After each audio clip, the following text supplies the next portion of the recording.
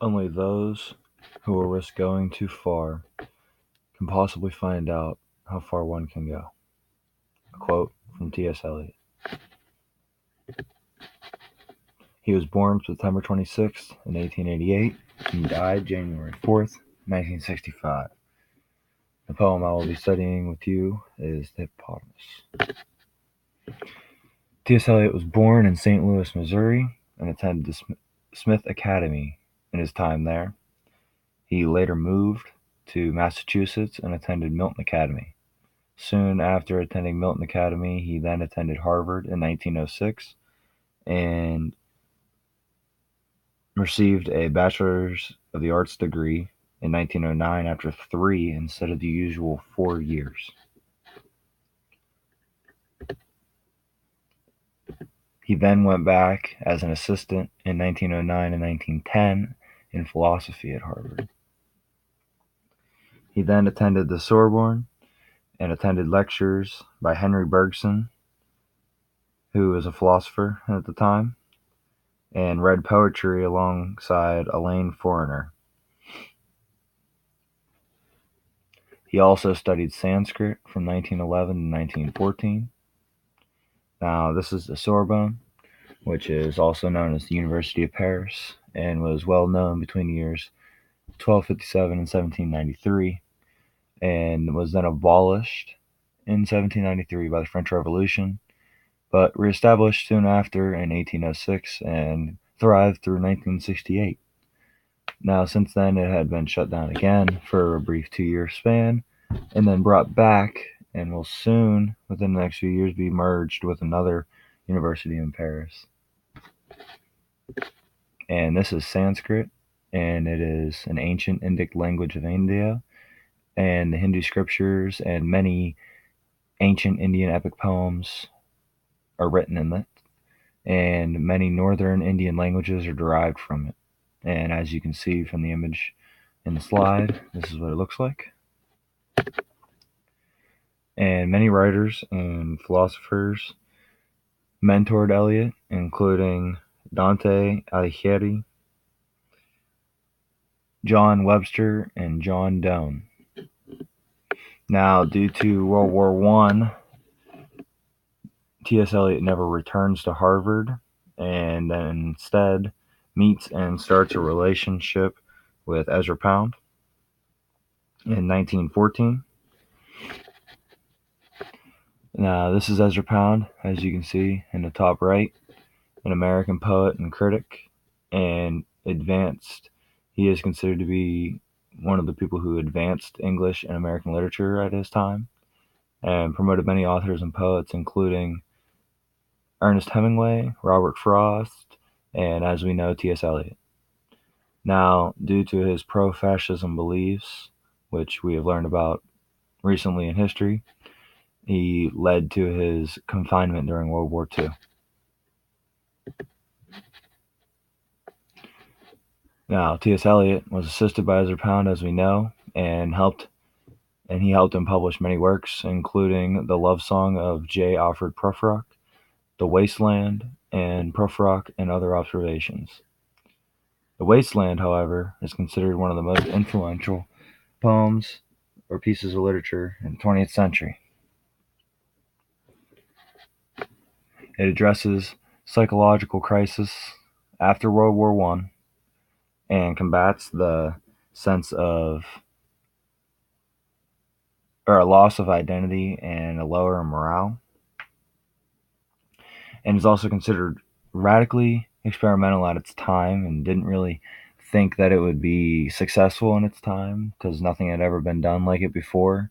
And part of the reason why it's considered that is how hard it was to read. It uses many quotations and allusions, and distracted some readers and critics from perceiving the true originality of the poem. It is a very deep poem and was written for Ezra Pound, and is actually in the poem, at the end, it says that it was written for the better craftsman, because T.S. Eliot actually believed Ezra Pound to be a better poet and a better writer than he ever was. In 1915, he married Viviana Hoff Wood and began to work and live in London. He taught French and Latin at Highgate School and then began a brief career as a bank clerk at Lloyd's Bank. Meanwhile, he was prolific as a critic and essayist, and around this time he wrote The Hippopotamus in 1920. He became a British citizen in 1927 after around 10 years of living in and around Britain. He became long associated with Faber and Faber, which is a publishing house in Britain at this time and actually still exists today and is well known for housing T.S. Eliot and many other famous poets and writers. And by 1930, he was the most dominant figure in literature. Now, some of his achievements include the Order of Merit and Nobel Prize in Literature, which both he received in 1948, near the end of his life. And now The Hippopotamus, which I will be showing you a video clip of. Get it to load.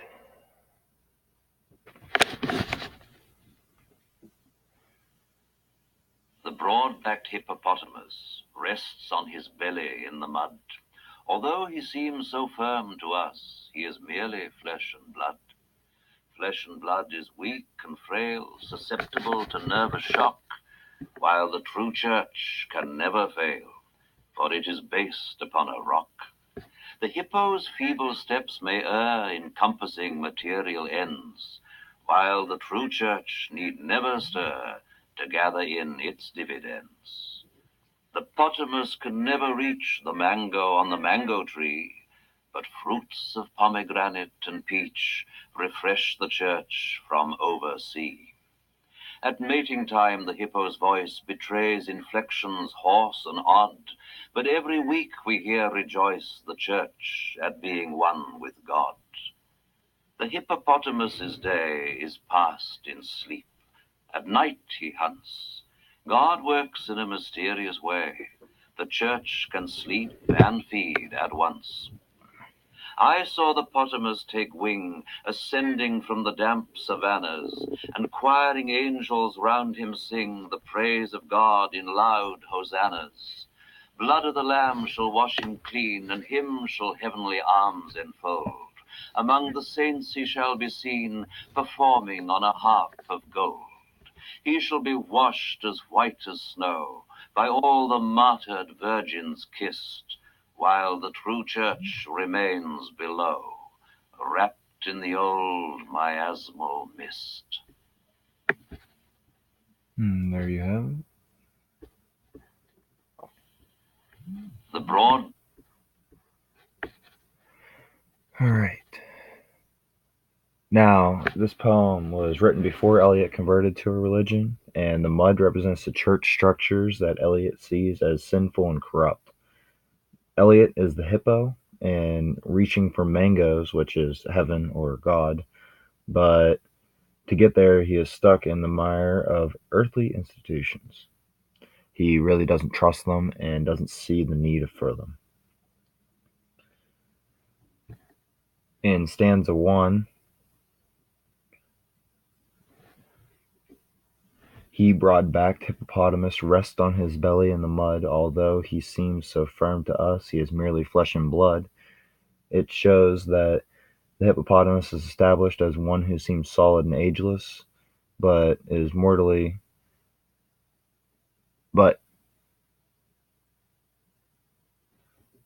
reality is mortal and just a large animal. In stanza 2, flesh and blood is weak and frail, susceptible to nervous shock, while the true church can never fail, for it is based upon a rock. He talks about the irony in how the church is built upon a rock and cannot fail, but meanwhile, that rock is Peter, who he believes to be just a weak and mere mortal. And he states also that man is in need of an institution instead of being strong enough to follow the faith on his own.